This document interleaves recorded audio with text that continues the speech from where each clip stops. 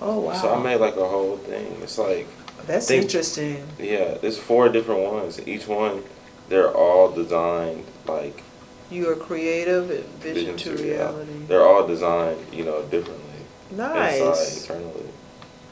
Um, All right. this battery's halfway. You think that's good? Yeah.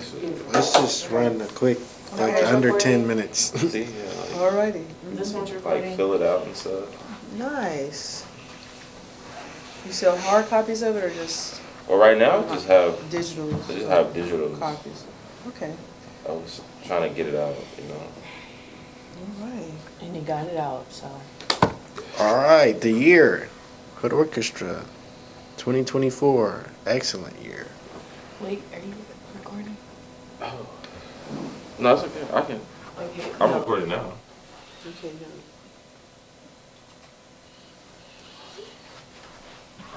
It was in January 2024. Hmm? It was in January 2024 What was? when Hood Orchestra was founded, started. Okay, I send it to you guys. Beautiful. Thank you. You're welcome. Thank you. You have a healthy glow as well. Thank you. Oh, y'all are just glowing.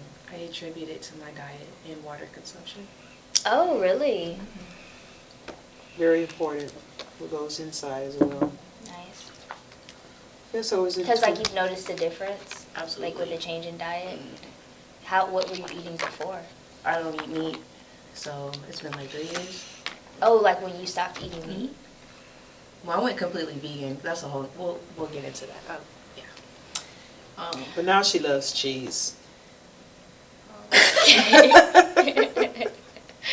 Okay. Hey, guys, welcome back. Don't This blame is you. the 5th Hood Orchestra podcast. I'm Alani Butler. You are? Why would we go across? Oh, I'm Khalil B. Martin. I'm Karen Prince. He's strange. Gabrielle Moore. I'm Michael Prince. They didn't catch it. And today our topic Should we do it is our 1-year Hood Orchestra recap. Woo! And we're going to be talking about what we accomplished this year and what we have to come in the new year. So, yeah. Why don't you start from the very beginning? Well, last December 2023, was going around just doing random stuff, and it just evolved and turned into a kind of a baby, which was Hood Orchestra. It's crazy because, like, I don't even know what it is every time I think about it. How'd you come up with the idea, though? You had an album? Yeah. That master an class album. at the school? I had an album Is that? that I'm trying to think, like, order of events in my Okay, brain, gotcha. 'cause you got to think this was a creative idea, not Right. a business idea. Yeah. So Okay. it, like, Good point. I was kind of just basically doing the whole thing from the beginning. I was playing in Vallejo, I think, and it was a concert at the Empress, I think, in October of last year, Russell's birthday concert. And after the show, a dude was like, "Man, I've never seen a dude playing the violin in a do-rag before." And so I was like, that kind of started the kind of crossover between hip hop and violin. And I think Endgame had gone viral before that, but it's like I realized, okay, I need to make an album that's kind of like blending and fusing hip hop with orchestra. And so I named it Hood Orchestra, and that was the album name. And that was the album name / genre name. I really wanted Hood Orchestra to evolve as a new genre and people to just accept it immediately. And then it evolved into me doing a master class at PVA. I think I might have done the master class in August, but not posted it till November when I was just going through my hard drive, and then it went viral. And people were like, "Oh, do you just teach in classes?" And I'm like, No, I don't, but like that's actually like my vision and purpose of my life, and I've gone to music ed in college, all that, and then that kind of just showed me a vision. And so I'm like, okay, let me just keep doing that and keep letting people see me doing that for the rest of the next year. And that could be the stuff that kind of just, I guess, makes my brand not just about me. Because it's like with social media, it's like I've been posting and stuff, but I don't really post my creativity for other people. It's more because I've always enjoyed just making videos and seeing the finished product, no matter how many people have seen it. But now it was like, okay, here's something that you're doing that the world needs, and the world needs to see you now inspiring the next generation so that everyone else will start to try to inspire the next generation.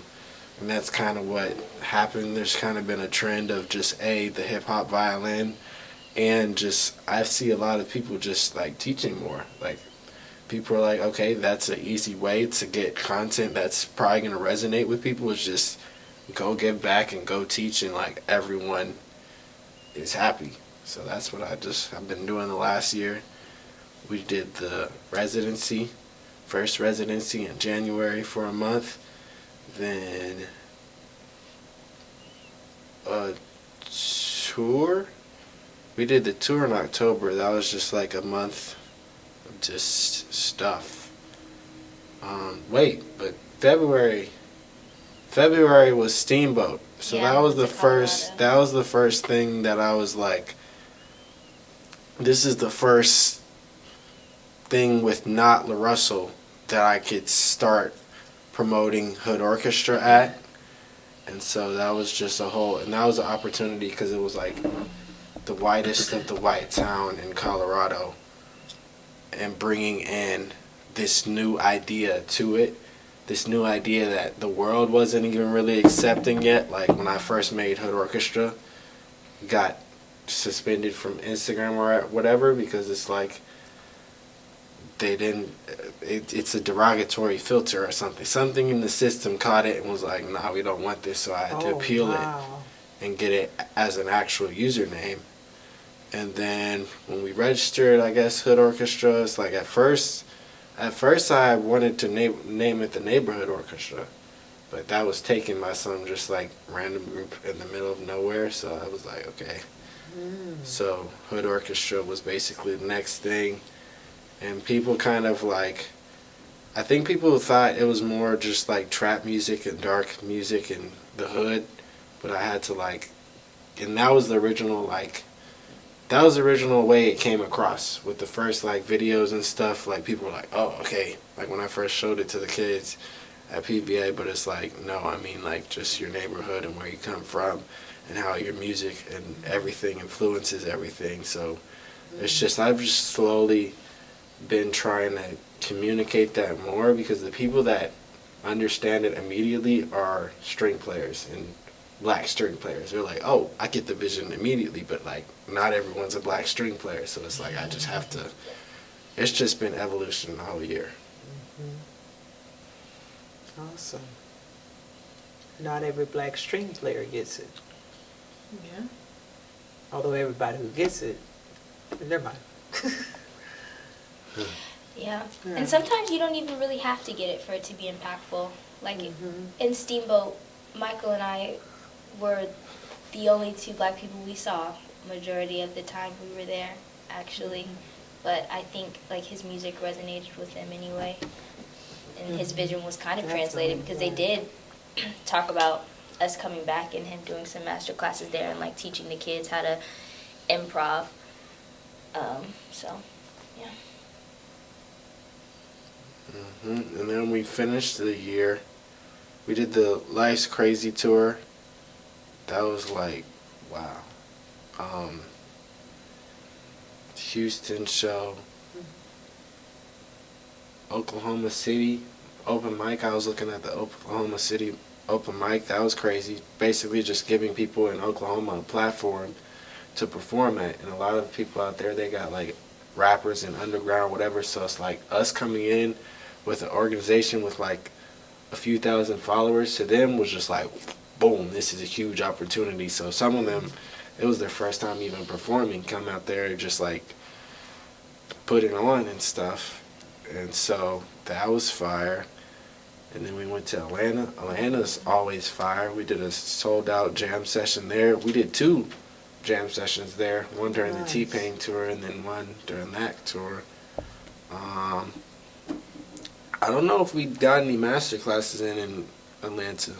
We want to do that more because that's like, it's just Atlanta just has a bunch of black string players, just like Houston. So that, and then we did the Waterloo thing, Trap and Paint, where it's like we got the Hood Orchestra, basically just events to say that Hood Orchestra was a part of and cultivating, and I kind of played music from that album and just that feel. And then we did the master class to end this year. Or not the master class, the residency. Busy year. What's your favorite part? My favorite part was the McGregor. Definitely McGregor coming, like the like act of getting up, waking up, like going down the street, literally down the street, and like teaching and not having to worry about how much I was being paid to teach or worrying about if I was a registered like teacher with a teacher certificate or any of that, or have to worry about a background check, like my background being something crazy, like just being able to walk into the school and the kids knew me. They're like, oh my gosh, that's Michael Prince, like kids from different, not even just the violin students, just like they were just all asking for autographs and stuff based off of work that I had been like just fighting for people to understand, and just like all of them just understand it because their minds are fresh and whatever. So I feel like I kind of did what I was trying to do without necessarily having to go student by student, but I was still putting in like that amount of work throughout the whole year, and then just seeing that as just me just coming into a school and them having hope because I just have a positive image in the universe. That was just a blessing. What was y'all's favorite event of this year? While y'all think, I'll answer. My favorite event this year, I think, was the jam session in Atlanta. We had a 3-year-old violinist out there, and Ezra, and he was just so cute, and just at 3 years old playing for maybe, I think his parents said like 2 or 3 weeks before that. Like, his stage presence was insane. Like, seeing him like literally look at Michael play and then try to play exactly like that was just like mind blowing. And all the other artists that came out there, like, I saw an oboe player. I had never seen that in real life. And bassoon, like, I think. A bassoon? Yeah. Okay, Yeah. bassoonist. So I'm still wrong. Bassoon. But A bassoon. I get That was two. his second time coming. Yeah. Wow, so it's like, that's awesome. it was just so cool to see, again, just so many like different instruments, and again, everyone just being black. Like, it was beautiful. So I think that was one of my favorite events of the year. Can I say a note on that event too? On the jam sessions too, it's like when I see black string players, it's like they really communicate to me like, thank you for creating this space, because we've never had spaces like this. It's like, true. if I would have been able to just go in Houston and just go to a jam session of just any music as a violinist, like I would have wanted to do that versus going to all my classical stuff. So just them being grateful for the spaces that we create is just like, it's why we create them. Wow, that's awesome. Yeah. Wow. That is awesome. You found a niche that was untapped. Untapped. You ever heard the expression, your pain become your purpose? Your pain becomes your purpose. I've never heard that expression. But sometimes it was painful to see as a mom, you know, Michael as the only, one of the few or only black male violinists, you know, in the orchestra growing up. And, but I see now how, I mean, it was a great, I mean, he did well in the orchestra, but there were just some things that sometimes it was kind of difficult, and there were a few challenges along the way as a result of being the only one. Nia seemed to, our daughter, his sister, adjusted pretty well. She was able to navigate that, being the only one or one of very few. But for Michael, it seemed a little more challenging. But now, look at where that brought him to. I think that made, sometimes I wonder, does that sometimes serve as a driving force for you in what you're doing now?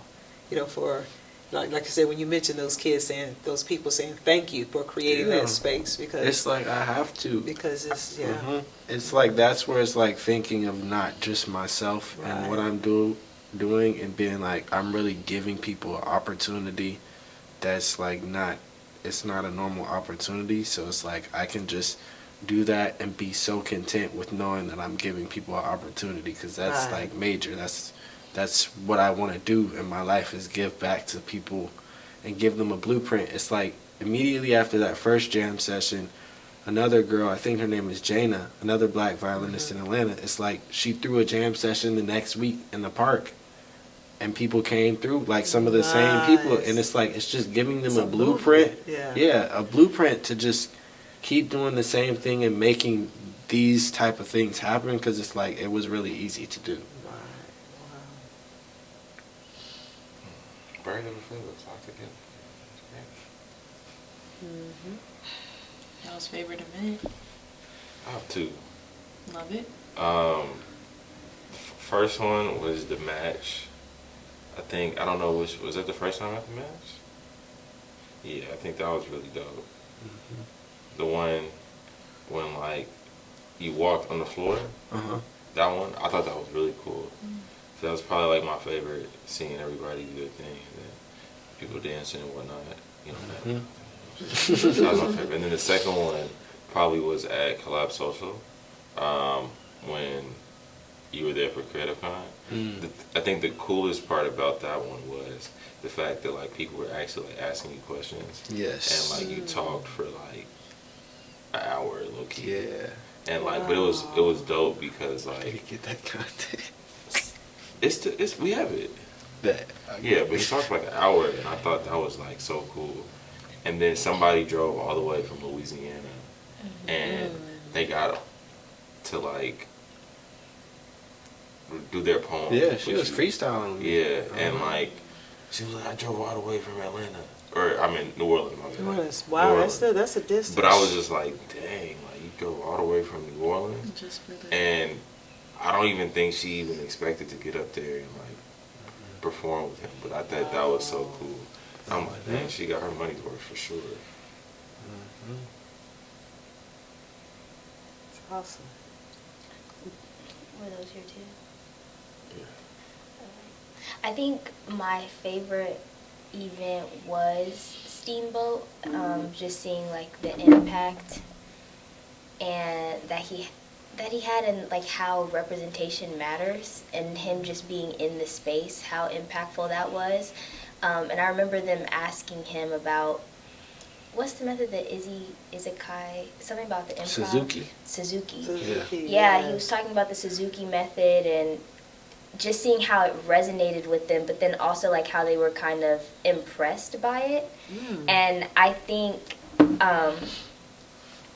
it's frustrating sometimes that Black people have to prove themselves and they have to be in those spaces to garner that type of respect. But as frustrating as it is, it's also necessary to kind of sometimes be the only one or the one of one to like make that difference or to change that mindset. And again, it was all white people. Like there was not a single, there wasn't even like other minorities in there. It was literally Cowboy just hats. Caucasian. Not even Asians. No, Wow. like literally. Oh no, I'm sorry. It was just us two singular individuals, and like how they were treating us when we first, well, not really him as much, but like when we first got there, like versus like after he performed and was like working with the orchestra and stuff, and I always have to break the ice. Cause always people having don't- to break the ice and like to establish Yeah. yourself. They just see the camera the went hoodie. out, Michael. They see the hoodie. Oh wow. What He happened? did die. That did, oops. I knew I should have changed. So is this a backup camera over No, here? this is the main cam. The hoodie. Yeah, that's the that's thought I'm on. The hoodie. Okay, The hoodie. hoodie. I'll post from the city. Wow. That's interesting. Where's your on and off button? I'm gonna get my camera, my phones.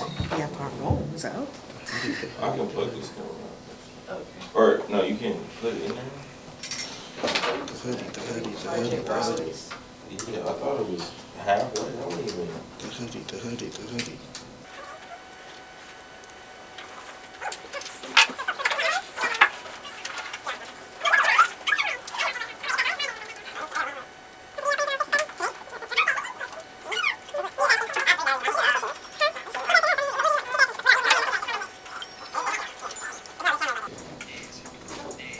That battery goes there.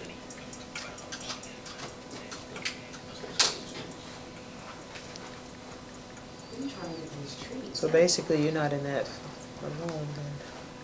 So Ibn texted.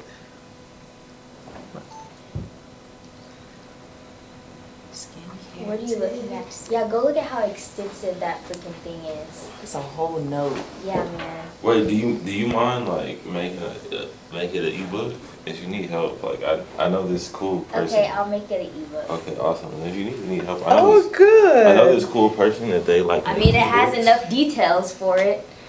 It's so long. Yeah, you should make it.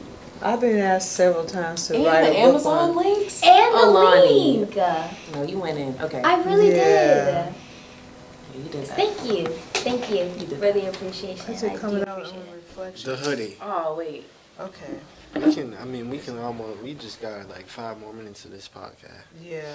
We gotta hit the road. Get on the road. Wait, my camera's not on. Okay, I'm gonna figure out how to. Okay, there we are.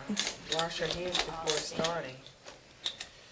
Extrapolation is inevitable. Okay. That's what we used to say. That's recording. Extrapolation. What is that?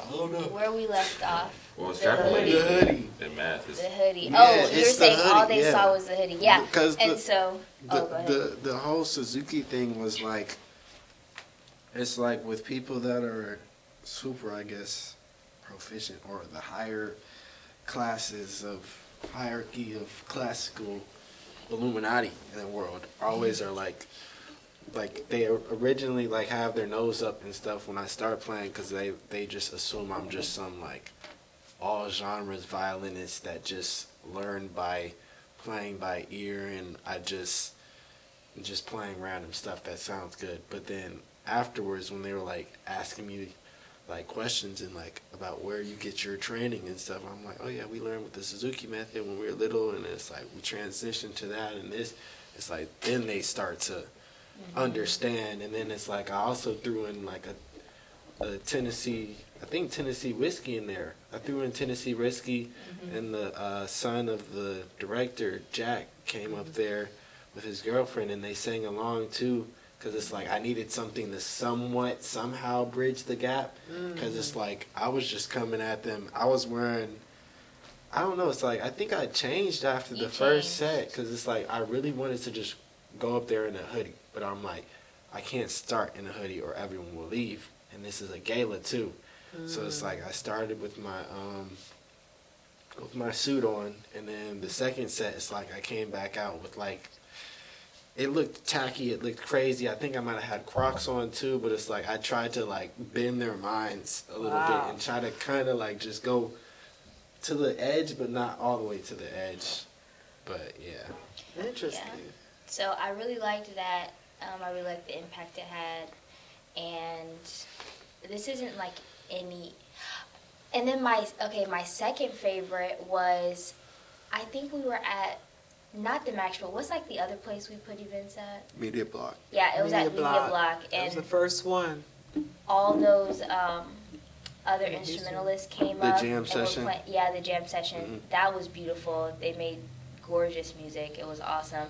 And then my third favorite was actually this one that we just put on. And hearing when all three of you guys were playing the violin at the same time, that was amazing. Like hearing the different personalities that each violinist had, I loved because each of them has a very distinct style of playing. And then when that girl, I don't know what her name was. Tyler Dennis. Yeah, she came up, and like when she first came up on the stage, or like when she was in the crowd, she was just like chilling, da da da. But as soon as she got her violin, like she was standing straight up, and like she definitely had the most like classical type vibe to her, right? Mhm. I think so. Yeah. But yeah, so that was really cool. That was very beautiful, and looking out at a sea of black people brought tears to my eyes. It was so amazing. She did So almost start crying. no, I did tear up, literally. Although we had some diversity there. But really, the black people is what I was Right. mainly focused on. We had a couple like Shout out to Joyce Boatwright. everybody's welcome, everybody's appreciated. Right. But I think I just like seeing black people also create and find community within each other, because a lot of the time, like I think the black dollar is the one of the least circulated dollars within its own Right, community. you're right, Black you're people right. are always giving out our money and our resources to other communities, whereas the Jewish dollar, the Asian dollar, like they stay circulating within our community. It doesn't happen with black people. So seeing all of those individuals like coming to support us, and hopefully like us building a community and like a movement to where that's something that's amplified within our community, that was just really beautiful to see. So those are my top three. Okay, I'll say this last one was my second favorite. Steamboat was my first, and then the Media Block was my third. All right. My favorite was, now that you mention it, I think it was our first time in Matchbox 2. We moved to a bigger theater, and I think that was the one where you had more Jeremiah. live. It was my birthday. musician. Okay, maybe Book that of- was the first one that Yeah, Tyrone Life's- came to. Yep. It But was where- the Book of Life. Right. On July 31st. Or maybe it was just Matchbox, period. Maybe it was the first Matchbox in the small theater where you had live It was the musicians. Wherever was Lawrence there? Yeah, it was the second one. The So second we did the second first- match or the first? So we did Second. one in the match in March. Okay. That was me, Jeremiah, and Clark. And Okay. that small one where it's just like seats. Right. I forgot to record Right. on that one. I Yikes, recorded okay. no audio. The second one we did in the match was the Book of Life. Okay. That was my birthday with Okay. Tyrone Alden. The third one was Life's Crazy. When Okay. I had no band show up. Remember last second, no band. So it was Okay. just me and the podium. Oh wow. Yep. And then that was also in Matchbox 2. So those- Okay. and then the fourth one we did was this one. Okay. Well, where you had more live instruments, Mhm. and that's just I just You would love the seeing jam the session. evolution as Yeah. you're evolving with more live musicians, and I just look forward to having the big full, Uh-huh. It's a really like representation of the instruments. the smoothest running events are really the jam sessions, because it's like that's when you get the most uninterrupted music, and it's like you just call in music. And like in Atlanta, they would do some requests, like the audience would just do a request, and one of the violinists would probably know the melody, and they would play the melody, and then people would just solo, and then it just flowed. Okay. The Okay. Atlanta music scene is crazy. Yeah. They have, I went to like a club or like a little bar there, and they just put instruments up on the stage, and then musicians just come and pick up the instruments and nice. play. That's it, yeah. This With each Peter other. Street Station. I don't remember the name of it. I've only That's been what one it is. time. I But think yeah, I they know. just That's come, fun. pick up the instrument, and then whenever they're done playing, they put it down, and somebody else goes back Oh, up. And then that's they nice. have, what's the word? An open mic. So you can get up there, and some people will sing or do poetry, and then they'll just be like live instruments playing. People who have like never played with each other before, just anybody can go up and grab an instrument. It's very beautiful. So goals. What are the goals for this new year? For Good to Hood Orchestra Gear 2. Are we just throwing them out there? Yeah, just to have on recording. Well, I think we should have 2 concerts as big as the last concert. in a year. Maybe like mid-year and then end of year. Because that being the biggest concert, that was fire, okay? One, for that many people to just come to support. It was beautiful to see. And I think we could do it twice in a year. That's a goal that I have. The word out. Okay. I also want to grow the Instagram account to 10K, but that's not going to take the whole year. I give that like 3 months. Period. I want to be able to like do a couple more things on the road too this year. I know we're going to be like in the Bay Area a lot for the first couple months, so it's like I can just build that presence in the Bay Area, but like just, I don't know, maybe catering to Austin. I'm thinking about doing something with maybe like at UT with the flautist Nicole, because she has, this is her, I think this might be her last year of her master's program, so it's like I want to put on like an event, jam session, something to feature her. I need to go back to Oklahoma. I feel like those are the top markets, like Oklahoma, Atlanta, the Bay Area, Houston, like Austin. And just basically just like run it back of those markets that we already have. Even Oklahoma City, just run it back in those markets.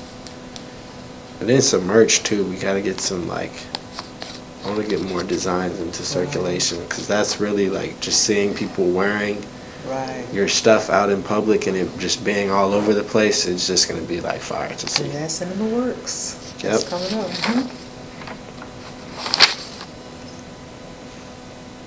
Y'all got anything to add? Oh, CMCH too. That's always like their whole $1 million goal or whatever. It's like, that's just a phone call away at this point. We just got to keep doing what we're doing. Community Music Center of Houston. Yep. Because they have the building and stuff. And I feel like if whoever's the most responsible of getting those funds will be like, have the most influence on like what it can look like. And it's like, if we as an organization can help like aid that, we already kind of know what we're doing with just getting people in the community activated. So it's like we can just be like, oh, here's a building now. Here's these opportunities that we were doing in these places, but now it's just happening here.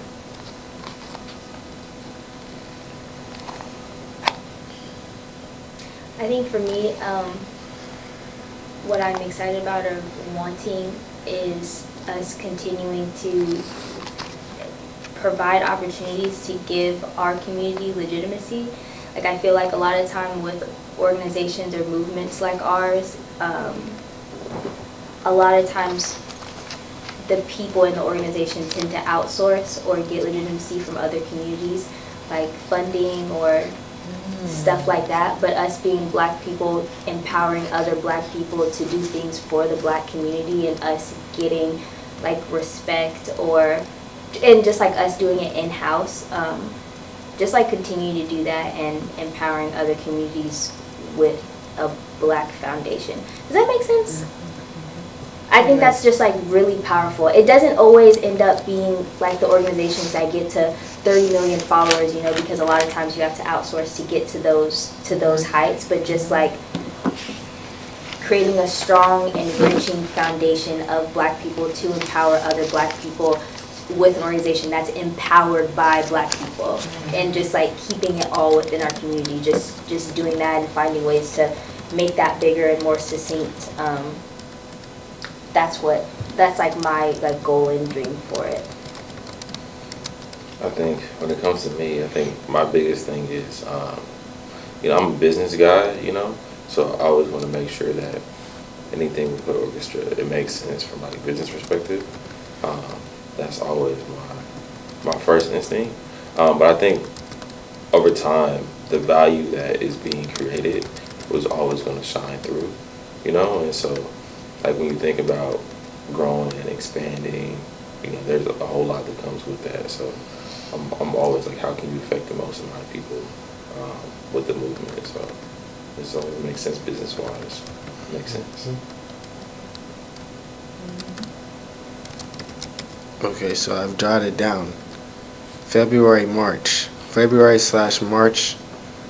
like another like maybe like week-long residency, and maybe just doing something at Shape Community Center. So it's like we're doing an event, but doing it based out of our community, like they're already there. Or Shape has two centers that may be contacting Project Row House to like have something there. And then June/July, like a big summer concert, maybe at the Match largest theater. And then another like December residency concert thing. And maybe a tour in the fall with some of the schools. You said February, you'll be in Houston? I can be. End of February/March. Okay. But I was talking with Rochelle, and the Gemini, and she wants to do like, kind of like what you do with your master class, how you like taught people how to like put their music out and stuff like that. She wants to do like an event kind of similar to that, to teach artists and like stuff like that how to like legally put their music out there, how to protect their work, things like that. We talked about doing a collab event so that way. But I'm like, dang, that's kind of more of your alley, you know what I'm saying? Yeah. So that'd be like a good little gumbo. Yeah. The Give us last some synergy. weekend in February, like maybe like March 1st or February 28th, like that weekend, I'll be free for like Awesome. a week. Well, and a half. I guess that's my goal. Perfect. That is my goal. I'm a strong believer that I think like artists in general should never be broke. And I think if you protect yourself like legally and do all things you're supposed to do, like it should never happen. Like the creator is never broke. So It says that up there? Oh, it does. Creators never broke. I've There you never go. read that before. read all of them. Right. I will. Yeah, that's where, exactly, you said it, because I'm really strong in building a solid, strong organization. So, so I'm always thinking, and the teacher in me, and I gave birth to a lawyer, so in education, it's always making sure your ducks are lined up in a row and things are done decently in order. Like you say, when you do it right, you don't have to worry so much about those things. Just making sure everything is in place. What are you thinking about June? Because I had a thought about June. When? Yes. Is there Whenever a particular in month June. and part of June? Because just how you had your birthday concert. Your granddaddy turns 85 years old. June 4th, that weekend Okay. of June 4th. I'm just saying, just honor him, a way of honoring him, because this love for music also is from both sides of the family. His dad is trained right as a musician, and with granddaddy, he's a lover of music, played the trombone in high school, and the song that y'all pushed me to go up there and sing the other day at the open mic, that I told a story of how my dad sang that song to me, to every baby, every grandbaby that comes in his arms. So anyway, just a thought out loud that, just some, as when he mentioned a birthday concert, I said, wow, that would be awesome to have a birthday concert for granddad for 85 years. Just a thought. No pressure. Only if it works and if it feels right. Okay. And he just being our, guest. Not that a whole lot of attention needs to be on him, but it might kind of line up. Since he mentioned June, we are in the process of planning 85th birthday celebration. I'm just trying to get him to stay in shape and start, move around that, move around. You got to be ready for your party. June 21st. Oh, that's what you're thinking? Yes. Okay. Because I don't know when Beach Retreat is, but Beach Retreat has to be blocked out. Oh, gotcha. That's a must. What's beach retreat? My church, Second Baptist, they take Yeah. all them kids out there. Hmm. Okay, so we got all the goals for this year. Nice, guys. Are we wrapping it up? Strong Hmm. organization. Impactful. Strong and impactful. Is Ernie Is asleep? Ernie snoring? Oh my Y'all gosh. done woke him up now. Well, thanks guys for joining us for the 5th Hood Orchestra podcast. Absolutely. And we are signing off. He I snapped. think he farted too. He did. Yeah, he does that too. Nasty She boy. said he does that He too. definitely did. Oh, Arnie, This little snoring and sneaky- farting. I just didn't want What y'all to is think wrong it was with me, you? so I'm glad y'all. What is wrong with you, Ernie? Are you getting lazy and? Hey, boy. Uno, dos, tres. Oh, he's so cute. I was about to start speaking Spanish. Uno, dos, tres, cuatro. And then I was like, if I mess up, it's not gonna look good for me.